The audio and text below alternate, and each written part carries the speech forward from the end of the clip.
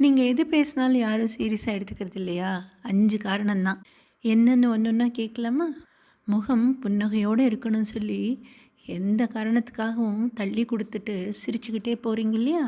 அது முதல் காரணம். 2வது காரணம் ஓவராக ஷேர் பண்ணுறது. எப்போவுமே சைலண்ட்டுக்கு தான் பவர் ஜாஸ்தி.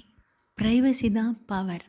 ஏனெனில் ஓவராக ஷேர் பண்ணும்போது சிலர் அதை எடுத்துக்கொள்ளலாம். சிலர் நம்மளையே கேலி கூத்தா மாற்றிடுவாங்க.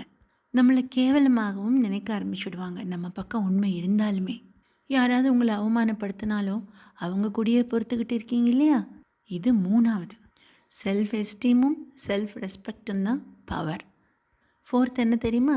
மற்றவர்கள் நம்மை பற்றி என்ன நினைத்து விடுவார்கள் என்று நம்மை பற்றி உண்மையாக வெளிப்படையாக பேசிக்கிட்டே இருக்கோம் இல்லையா? அதுதான் நம்ம சந்தோஷம்தான் பவர்.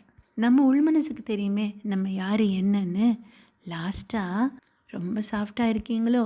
சாஃப்டாக இருந்தால் ரொம்ப யூஸ் பண்ணிக்குவாங்க. பவர் மேன் எப்போவுமே சாஃப்டாக இருக்கக்கூடாது. இந்த 5 விஷயத்தையும் சரி பண்ணி பாருங்கள். எப்படி மாறுது பாருங்கள் வாழ்க்கை. அதுவும் இல்லாமல் நீங்கள் பேசுகிறதுக்கு மதிப்பும் மரியாதையும் கண்டிப்பாக கிடைக்கும்.